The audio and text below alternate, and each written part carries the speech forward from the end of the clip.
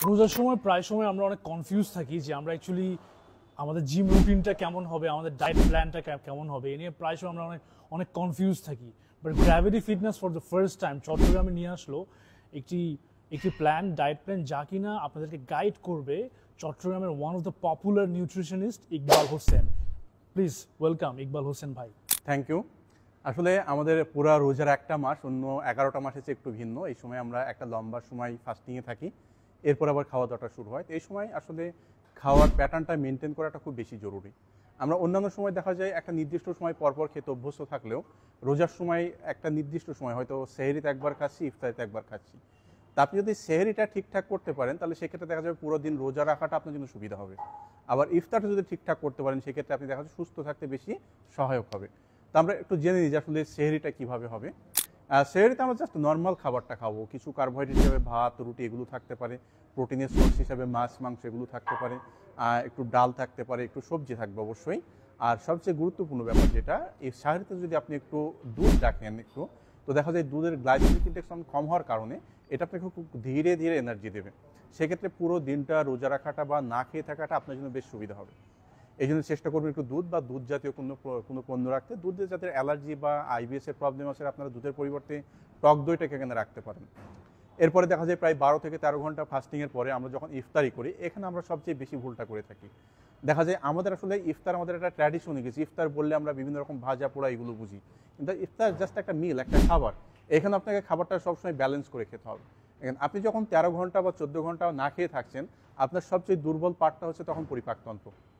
আপনি হঠাৎ করে যখন এর উপরে এতগুলো লোড চাপাই দেবেন, তখন দেখা যাবে আপনার পরিপাকতন্ত্র ভালো কাজ করতে পারছে না, আবার ব্যাড ডাইজেশন হচ্ছে, কনস্টিপেশন প্রবলেম হচ্ছে, অ্যাসিডিটি হচ্ছে। তো দেখা যায় ধর্মীয় যে উদ্দেশ্য, এরপর আপনি নামাজ কালামগুলো ঠিকঠাক করতে পারছেন না। এই জন্য আপনাকে ইফতারটা খুব ভালো করে শুরু করতে হবে। ইফতারের শুরুতে আমরা দেখা যায় কিছু চিনি বা রুয়াবজা বা ট্যাং এই টাইপের কিছু শরবত রাখি, সুগারের জুস যেগুলো, এগুলো বাদ দিয়ে আপনি যেটা করতে পারেন ফ্রুট জুস রাখতে পারেন, যেমন পেঁপে, বেল, তরমুজ, আনারস, এগুলো জাস্ট ন্যাচারালি ব্লেন্ড করে উইদাউট সুগার আপনি এগুলো খেতে পারেন। এটা যদি আপনার ভালো না লাগে, আপনি একটু লাচ্ছি বানাই নেন, একটু টক দইয়ের সাথে কিছু ফ্রুটস মিক্স করে, কিছু বাদাম মিক্স করে একটু লাচ্ছি বানাই নেন। এটা কিন্তু আপনার সারাদিন না খেয়ে থাকার পরে আপনার প্রত্যেকটা সেলে যে লিকুইড বা পানির প্রয়োজন, এটা খুব ভালোভাবে ফুলফিল করবে। দ্বিতীয়ত আপনি এখানে এটা খাওয়ার পরে কিছু একটা সিদ্ধ ডিম রাখেন প্রোটিনের সোর্স হিসাবে, কিছু বাদাম রাখেন, আর কিছু ফলমূল তো থাকছে, খেজুর, সাথে অন্য আমাদের যে ফলগুলো থাকে সেগুলো আপনি অল্প অল্প করে অন্তত 150 থেকে 200 গ্রাম ফল রাখার চেষ্টা করেন এখানে। এরপরে আমাদের যে অন্যান্য আইটেমগুলোর মধ্যে আপনি জাস্ট একটু এনার্জি সাপ্লাইস হিসাবে আপনি একটু চিড়া, একটু দই বা একটু দুধ, টক দই আর একটু কলা এগুলো রাখেন। অথবা আপনি এখানে কিছু রুটি খেতে পারেন, রুটি, সবজি, হালিম বা একটু মাংস এগুলো খেতে পারেন। অথবা আপনি যেটা করতে পারেন, এখানে আপনি এগুলোর পরিবর্তে কিছু স্যুপ খেতে পারেন, চিকেন ভেজিটেবল স্যুপ।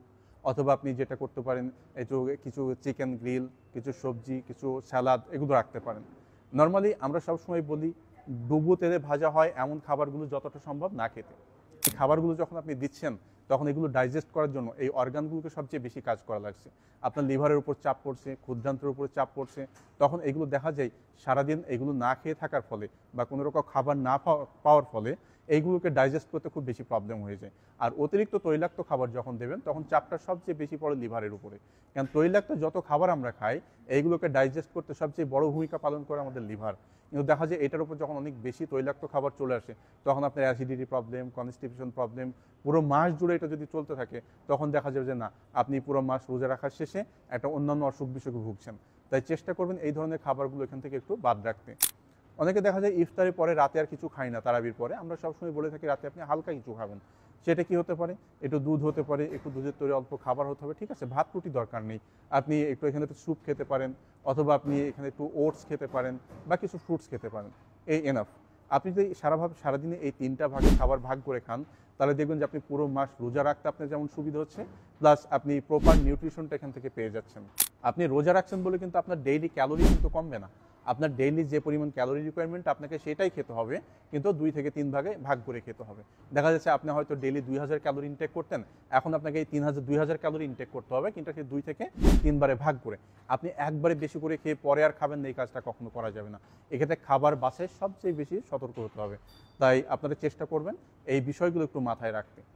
রোজা বলে অতিরিক্ত কিছু খাবেন বা অতিরিক্ত তৈলাক্ত কিছু খাবেন এগুলো করা যাবে না। আমি ছোট্ট একটু মেসেজ দিয়ে রাখি, আমাদের শরীরে পার ডে 25 থেকে 30 ml এর বেশি তেল খাওয়া উচিত না, পার ডে 25 থেকে 30 ml। কিন্তু দেখেন আমরা যে পরিমাণ খাবার ইফতারিতে খাই, আমি মনে হয় এখানে প্রায় 70 থেকে 80 ml তেল একজন ব্যক্তি পার ডে এখানে নিয়ে নিচ্ছে। এই যে বাড়তি যে খাবারটা, তেলটা আপনি খাচ্ছেন, এটা আপনার শরীর কী করবে, কোথায় রাখবে? মেসেজটা দেওয়ার উদ্দেশ্য এটা যে আপনারা কিন্তু পুরো রোজাটা সুস্থ রেখে পার করতে পারেন, সেই বিষয়গুলো মাথায় রেখে ডায়েট প্ল্যানটা এভাবে সাজাবেন। প্রয়োজন আপনি একজন বিশেষজ্ঞের পরামর্শ নেন। ধন্যবাদ সবাইকে, ভালো থাকবেন।